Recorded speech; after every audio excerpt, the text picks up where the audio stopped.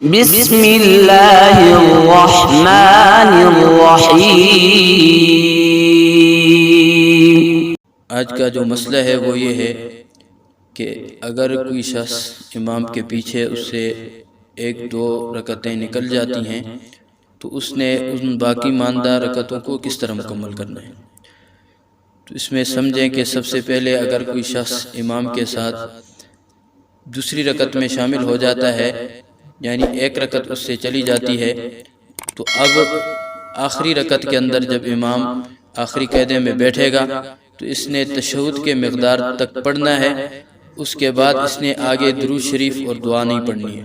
جس وقت امام سلام پھیرے گا تو اس نے کھڑے ہو کر اپنی پہلی رکعت مکمل کرنی ہے، اور وہ اس طرح کہ اس میں ثنا بھی پڑھے، اس کے بعد سورۃ الفاتحہ بھی پڑھے، اور اس کے بعد کوئی سورت بھی پڑھ لے۔ اسی طرح اگر کوئی آدمی ایسا ہے کہ اس کی دو رکعتیں نکل گئی ہیں، تیسری رکعت کے اندر آ کے وہ امام کے ساتھ شامل ہوا ہے، تو دو رکعت پڑھنے کے بعد جب امام آخری قاعدے کے اندر بیٹھے گا تو تب بھی اس نے تشہد کے مقدار تک پڑھنا ہے، اس سے آگے درود شریف اور استغفار اور دعا نہیں پڑھنی۔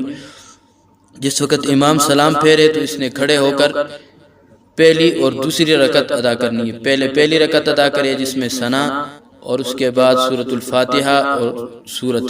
اور دوسری رکعت کے اندر صرف سورۃ الفاتحہ اور سورت پڑھے گا۔ اس کے بعد یہ اپنی نماز کو مکمل کر لے گا۔ اسی طرح اگر کوئی شخص آخری رکعت کے اندر آ کے شامل ہوا ہے، یعنی اس سے 3 رکعتیں چلی گئی ہیں، تو آخری قاعدے کے اندر تب بھی یہ تشہد کی مقدار تک پڑھے گا، اس کے آگے نہیں پڑھے گا۔ جس وقت امام سلام پھیر لے تو یہ کھڑا ہو کر سب سے پہلے پہلی رکعت پڑھے گا، جس میں ثنا، سورۃ الفاتحہ اور اس کے بعد سورت پڑھ لے گا۔ اب چونکہ اس کی 2 رکعتیں ہو گئی، ایک آخری رکعت جو اس نے امام کے ساتھ پڑھی ہے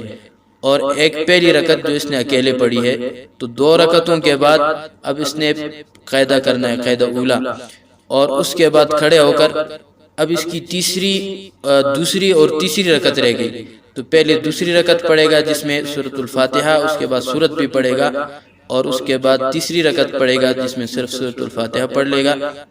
اور اس کے بعد پھر اپنی نماز کو مکمل کر لے گا۔ والسلام علیکم ورحمۃ اللہ۔